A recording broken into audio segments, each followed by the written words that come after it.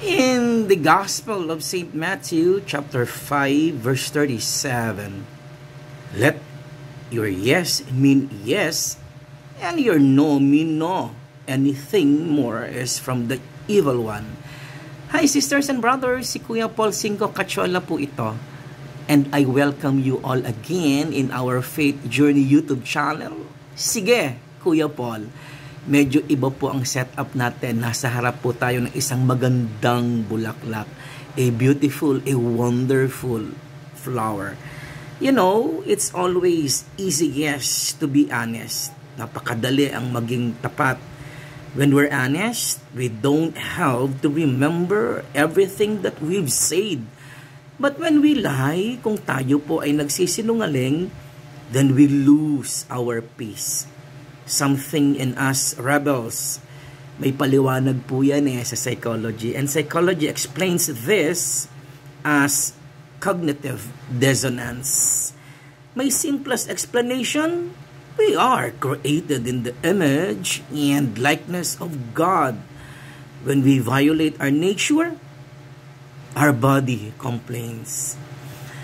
A psychology professor of the University of Notre Dame in Indiana, Anita Kelly, after doing experiments with a group of people in a scientifically controlled environment, reported when they told more lies, their health went down.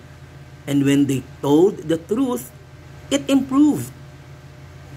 In fact, telling 3 fewer minor lies a week can be translated to 4 fewer mental health complaints and 3 fewer physical complaints. She continued, all relationships are based on truth. People with good relationships have better physical and mental health. Lying triggers release of stress hormones, increasing heart rate and blood pressure. Ito palang dahilan, bakit tayo nagkakasakit? Nagsisinungaling kasi tayo. This stress reduces infection-fighting white blood cells.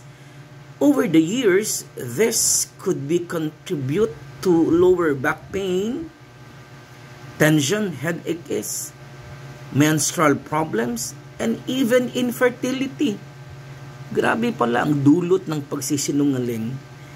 Friends, it's time to heal. Just tell the truth.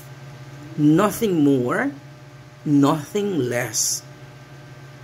Are you tempted to lie again? Break the habit now. Let's pray. In the name of the Father, and of the Son, and of the Holy Spirit. Heavenly Father, give me the courage to face and to tell the truth. It may be inconvenient for now, but I believe it's the real way to peace. I pray this in Jesus' name, our Lord, our Savior, our Messiah. Amen. Hail Mary, full of grace, the Lord is with you. Blessed are you among women, and blessed is the fruit of your womb, Jesus. Holy Mary, Mother of God, pray for us sinners now and at the hour of our death. Amen. Thank you, Father God. Thank you, Jesus. Thank you, Holy Spirit. Glory to you, O Father God. Glory to you, Father God. Glory to you, Jesus. Glory to you, God, the Holy Spirit. Thank you, Nay Maria. I love you, Mama Mary. Sisters and brothers, huwag na tayong magsinungaling, ha?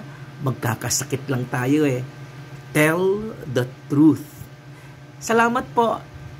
God loves you.